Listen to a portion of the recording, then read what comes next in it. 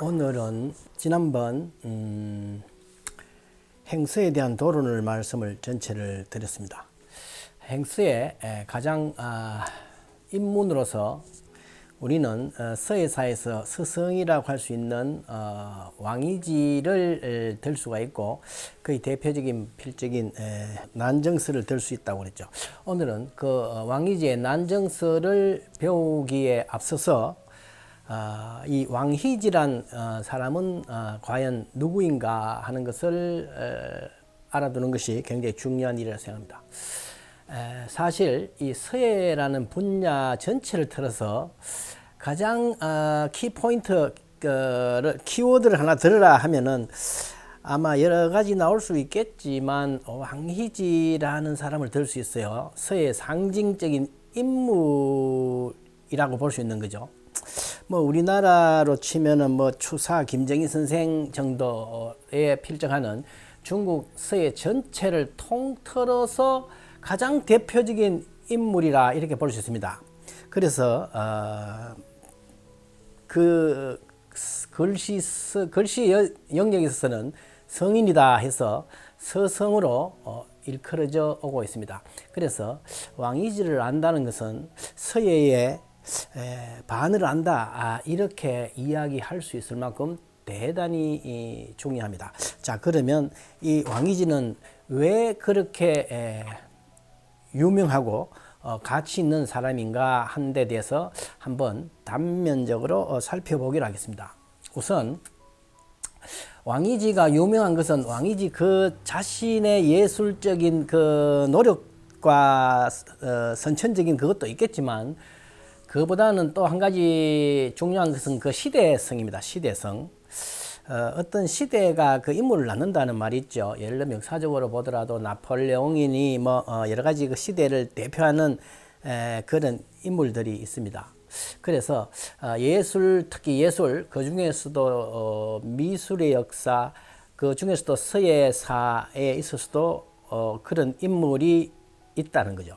자, 그러면 중국의 서예사에 있어서 왕이지가 태어난 시대는 언제인가 하는 거죠. 그것은 이 위진남북조 시대의 시작이라고 할 수 있는데 아마 지난번 한나라의 글씨가 마치고 위진남북조의 글씨 해서와 행서로 들어오면서 위진남북조 시대를 제가 몇 번을 거론을 했죠. 그런데 중국 역사에 있어서 가장 혼란하고 복잡하던 시기가 위진남북조 시대입니다. 그 앞에는 크게 춘추전국 시대도 있지만 그보다도 더 복잡단단했던 시기가 위진남북조 시대인 만큼 그만큼 예술적 변화도 굉장히 다변한 시대였다 이렇게 볼 수가 있습니다. 자, 그래서 대체로 왕이지가 난 시대를 이렇게 바탕으로 보면은 220년에 한이 망하면서 삼국시대를 거쳐서 위오촉 삼국시대를 거쳐서 위가 삼국을 통일해 가지고 이른바 진이라고 했어요. 이거는 이제 뒤에 동진에 비해서 보통 서진이라고 이야기하는데 서진이 개국을 해서 서진의 개국이 280년입니다. 280년에 개국을 해서 이끌어져 가요. 그런데 북방에서 이민족들이 밑으로 남하하면서 진과의 문제가 생깁니다. 그래서 316년 약 한 40년 됐죠. 316년에 좀 돼서는 북박 흉노종의 침입에 의해서 진왕실이 이른바 남쪽으로 천도를 하는 거죠. 이른바 지금의 남경 옛날엔 건강이라고 그랬는데 남경으로 천도를 합니다. 망명정부라고 이렇게 보면 됩니다. 남경으로 천도를 하게 돼 있어요. 그래서 이 316년에 흉노족들이 이뤄온 그것을 영가연간의 난 일이라 해서 영가의 난이라고 보통 이야기합니다. 그래서 2년 뒤에 남경에 도읍을 하면서 318년에 남쪽에 도읍을 전하면서 서진에 대한 국호를 동진어로 국호를 붙이게 됩니다. 자, 이러한 시대적인 배경에서 왕희지가 태어나는데, 왕희지는 생년이 언제였냐 하면은 307년입니다. 307년. 307년은 영가 원년입니다.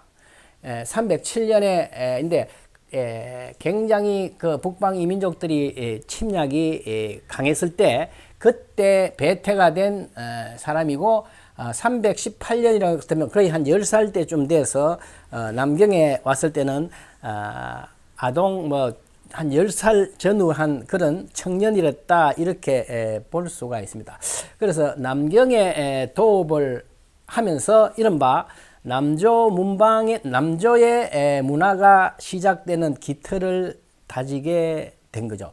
이 북방의 문제는 흉노에 의해서 북방의 문제는 다음에 이어서 다루기를 하고, 오늘은 이 동진, 남조 문화라고 하는 이 동진에 있어서의 왕이지와 관련된 이야기들을 살펴볼까 합니다. 자, 왕이지의 호는 보통 뭐 여러 가지가 있지만 대표적으로 쓰는 것이 일소입니다. 일소라고 아호를 쓰고, 동진에 왔을 때가 약 한 10살, 307년에 났으니까 한 11~12살 됐죠. 이 시기에 이제 10살 정도의 남경이 동진이 열리면서 소년 시절을 보냈던 왕이지입니다. 그런데 이 왕이지는 가문이 참 좋았습니다. 이 남쪽으로 천도를 할 때 아주 개국 공신이 있었는데, 그것이 아버지의 사촌이랬어요. 그러니까 뭐 당숙이 되겠죠. 그래서 그 이름이 이 왕도라는 사람이 그 남천을 주도한 사람입니다. 왕도라는 사람은 정치적인 인물이고 군사적이기도 하고 지식인이랬고 예술의 다방면에 상당한 소양을 지닌 사람으로서 이른바 동진의 개국 1차 1등 공신이랬습니다. 그래서 이른바 요새로 치면 뭐 국무총리격인 이런 정도의 인물이 이 왕도였어요. 그래서 이 왕도의 아버지의 같은 그 사촌지간이니까 굉장히 뭐 거의 왕족은 아니지만 거의 최고의 그 문벌 집안이랬다고 할 수 있죠. 그래서 그의 아버지가 왕광인데, 왕광도 왕이지의 아버지도 이 흐름에서 정치적으로 굉장히 큰 역할을 하게 되었습니다. 자, 그런데 비교적 왕이지는 비교적 상대적으로 좀 조실 부모를 해서 주로 사촌인 왕도 가문의 비호 아래 청년 시절을 보내왔습니다. 그래서 좀 어린 시절에는 조금 조금 육체적으로 병도 조금 간질이라는 병도 앓고 좀 굉장히 예민하고 소심했던 어린 아이로 그렇게 역사적 기록에는 적혀져 있습니다. 그리고 이 왕도와 같이 같은 집안의 사람으로서 왕돈이라는 사람도 있었는데, 역시 이 사람은 말하자면 그때는 국방부 장관이랬죠. 국방부 장관이고 해서 그 집안이 아주 최고의 명문 집안에 태어났던 사람이랬다, 이런 걸 알 수 있고, 어느 더 커서는 결혼을 했는데, 결혼도 역시 명문가 집에 있었기 때문에 당시 상당히 명문가였던 딸을 아내로 맞아들여서 칠남 일녀를 낳았다 그래요. 이 칠남 일녀, 그 중에서 글씨를 잘 썼던 아들이 둘이 있었는데, 왕휘지와 왕흔지 이렇게 해서 역사적으로 이제 이왕이라고 해서 서예사의 부자 작가로서 나타나기도 합니다. 그의 부인은 거의 90까지 사는 아주 장수를 한 부인이랄 때 희선이라고 하는 그의 부인이 명문가 규수였습니다. 이렇게 왕이지는 굉장히 명문가의 배경으로 태어났고, 시대적으로 이렇게 비교적 혼란스러웠지만은 비교적 안정된 시절에서 왕실과 귀족 가문의 큰 호의를 도움을 받으면서 청년 시절을 지나게 되었다. 그래서 이러한 왕실 가문과 귀족들의 여러 가지 중에서도 이런 인척들뿐만 아니라 당시에 여러 가지 주위의 왕족들 주위에는 이 왕위지를 성장시키는데 큰 역할을 한 사람으로서 기록상에는 주이라는 사람하고 또 말하자면 그때 당시에 굉장히 무사 계급에서도 높은 그 지위에 차지하고 있었던 사람들 중에서도 유량이라는 사람도 왕위지가 관직 생활하는데 큰 역할을 한 사람이고 주의라는 사람도 굉장히 왕위지를 상당히 정치적으로 이렇게 활동을 하는데 큰 임무 역할을 한 사람들입니다. 이와 같이 이 왕위지는 가문이 참 좋았고 주위에 받쳐주는 인물들이 많아서 그 기본적인 활동을 할 수 있는 배경을 다지고 있었다, 이렇게 볼 수가 있습니다. 이렇게 시작한 왕위지가 이제 한 30대에 나가면서 관직을 해 나가는데 유량이라는 사람의 추천으로 정치적인 옛날에 정치적이라는 것은 요새처럼 하고는 달리 주로 이 지식인들이 이제 정치를 하게 되었던 거죠. 그래서 이제 지방 관료로 나가면서 한 몇 년간 상당 기간 동안 관직을 거치면서 한 40대 후반 49세 50세 이전이 되던 49세 때 마지막으로 서홍시 회계 내사라는 관직을 마지막으로 사퇴를 하면서 거의 기본적인 관직 생활을 끝냅니다. 보통 그 왕위지가 관직 생활을 했던 그 관직 중에서 대표적 우군 장군이라고 하는 관직을 했기 때문에 우군 장군이라는 관직을 했기 때문에 보통 우리는 왕위지를 부를 때 왕우군이라고 하는 이런 별호를 쓰기도 합니다. 자, 그래서 왕위지는 이러한 시대적 배경과 역사적 배경 그리고 관직에 이렇게 오면서 49세의 관직을 사료하고 한 10여 년간 자연에 묻혀서 논일면서 예술을 하면서 일생을 마쳤습니다. 대체로 59세 환갑을 넘기지 못했어요. 비교적 옛날 59세 같으면 그렇게 짧은 인생은 아닙니다. 그래서 약 60년을 일기로 세상을 떠났습니다. 자, 이렇게 전체적인 역사적인 흐름 속에서 왕위지가 과연 서예에 있어서는 어떠한 역할을 했느냐 하는 것을 살펴보는 것이 핵심이라고 하겠습니다. 그래서 왕위지는 그 재주가 상당히 있었다고 기록이 돼 있고, 특히 글씨를 좋아하고 잘 써서 그 시기에 이 왕위지가 성장했던 이 시기는 이 시대 예서가 사용이 거의 쇠락이 되고 해서와 행서와 초서가 분화되기 시작하는 그런 시기였다는 거죠. 왕위지가 유명해진 결정적인 원인의 하나로서 시대성을 잘 아까 이야기했는데, 이렇게 굉장히 중요한 해서, 행서, 초서가 분화되던 시기에 태어나서 그 중요한 역할을 담당했기 때문에 유명해진 이유가 하나 있습니다. 자, 그래서 이 해서, 행서, 초서 당시에 봉화되기 시작했던 이 세 영역에 있어서 결정적인 역할을 한 사람이 왕위지입니다. 그래서 해서는 위에 종료의 글씨를 본받고 그리 시대가 그리 멀지 않죠. 초서는 장지의 초서를 공부를 하고, 이래서 왕위지는 해서, 행서, 초서의 이 분화 과정에 있어서 가장 결정적인 역할을 했던 작가다라고 하는 것이 왕이지의 가장 큰 업적이다. 뭐 업적이라고 할 수 있겠죠. 자, 그래서 왕이지의 서예사적 의의를 이야기하라. 단적으로 이야기하라고 하면은 초기 분화 과정에 있는 해서, 행서, 초서의 완성자라고 완성자라고 하긴 좀 그렇겠지만은 확립을 했다. 그죠? 기초 틀을 다졌다. 해행초에 아주 기반을 다진 서예가다. 이렇게 볼 수가 있습니다.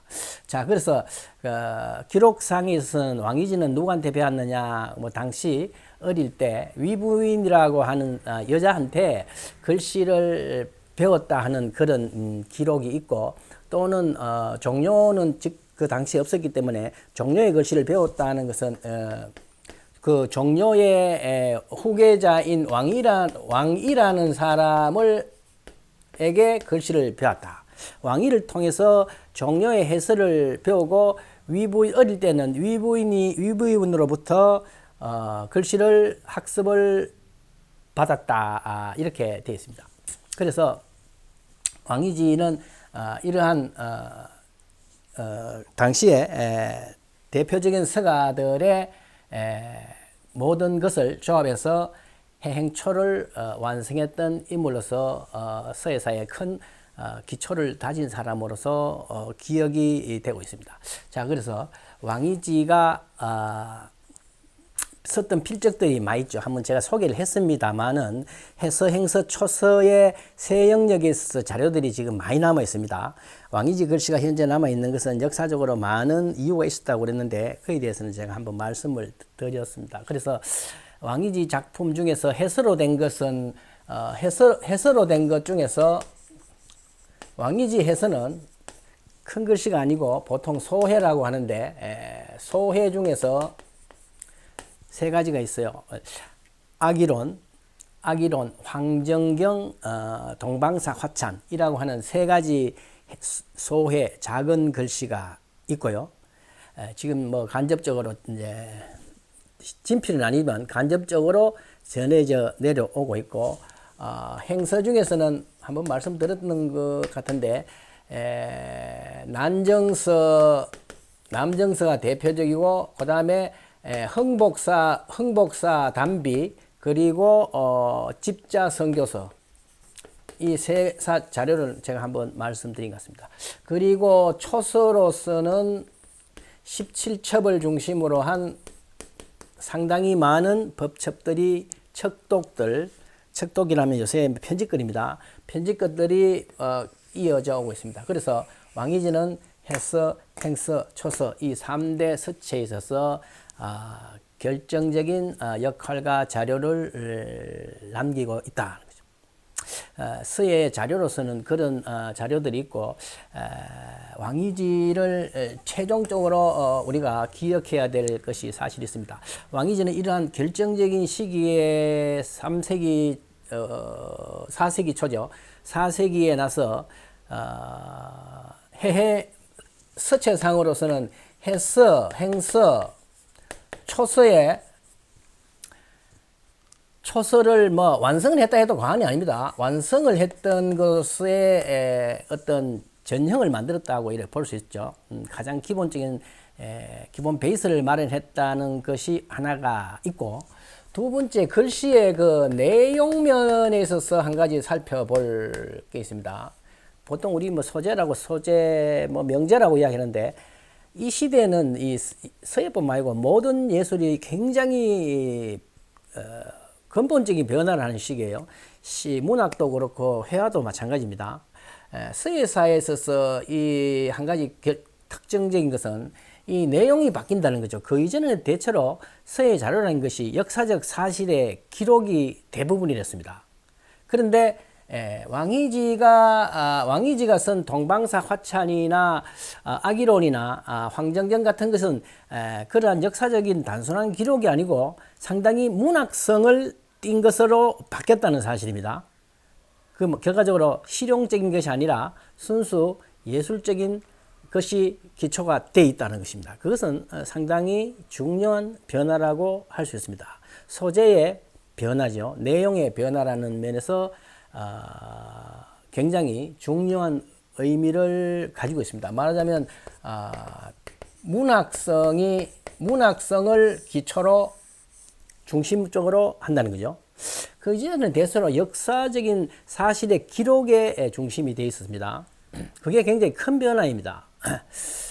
그 다음에 세 번째로 이야기한 것은 이 예술 철학이 것이 이 왕이지뿐만 아니고 이 시대는 모든 예술 행위에 철학적인 사고가 싹 트는 시기입니다. 이른바 서론과 화론 또는 시론이라고 하는 이 모든 문화 영역에 철학적 사고가 싹 트는 시기인데 우리는 보통 서에서는 이것을 보통 서론이라고 이렇게 이야기합니다. 글씨에 대한 여러 가지 이론적인 배경을 이야기를 합니다.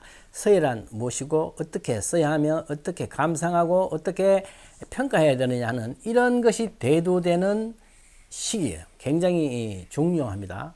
화론도 마찬가지겠지만 글씨를 단순히 쓰는 것이 아니라 그 쓰는 글씨가 가지고 있는 여러 가지 다각적인 역사, 철학, 종교적인 가치를 정립을 하는 거죠. 이것은 딴 예술 영역과는 달리 이 서예에서는 당시 최고의 지식인이면서 기록을 할 수 있는 이런 능력을 가진 것으로서 오로지 서예가가 유일한 영역이기 때문에 이 서론은 예술 이론 연구에서는 굉장히 중요한 역할을 가지고 있습니다. 자, 그래서 서론의 대두라는 면에서 굉장히 중요합니다. 그래서 왕이지 위에도 이 시기를 전후해서 많은 영역에서 많은 사람들이 예술에 대한 이야기를 많이 나오지만 왕이지도 역시 서예에 대한 자기의 개인적인 이론을 제시하고 있습니다. 한 가지로서 대표적으로 좀 짧지만은 왕이지 필세론이라는 게 있어요. 필세론이 있고 그리고 일반적으로 위부인이 쓴 필진도의 발문을 쓴 게 있었어요. 그래서 제2부인 필진도 후라는 서론이 있습니다. 그래서 자 크게 봐서 왕이지는 행서 초서를 완성을 했다는 하고 그러한 관련된 자료를 남기고 있다는 것 한 가지. 그 다음에 왕이지가 가지고 있는 서예사적 큰 의미를 크게 볼 때 행초서의 완성과 내용면에 있어서 근본적인 변화, 곧 어떠한 역사적 사실을 기록하기 위한 수동적인 그런 기록이 아니고 순수 자연을 문학성이 있는 것을 예술적으로 표현한 문학성을 전면으로 내세웠다는 것, 이것도 굉장히 중요한 한 점이고, 그리고 글씨에 대한 철학적 문화적 어떤 사고, 이른바 서론을 같이 겸한 이런 작가로서 여러 가지 이런 사실을 종합을 해서 왕이지는 중국뿐만 아니라 전체 서예사에서 가장 큰 역할을 한 대표적인 서예가다고 할 수 있습니다. 사실 왕이지가 이룩한 이 자료는 후대 지금 이후에 해행초 당나라 행서 이후에 여러 가지가 있겠지만은 거의 서예사의 반을 차지하고 있다 이렇게 보면 됩니다. 이 상당히 지금으로부터 약 1,500~600년 넘었죠. 한 1,600~700년이 됐는데 이 사람의 자료가 보통 이야기하는 이 시대에서부터 이제 종이와 천이 많이 나오기 시작하는 그런 시대예요.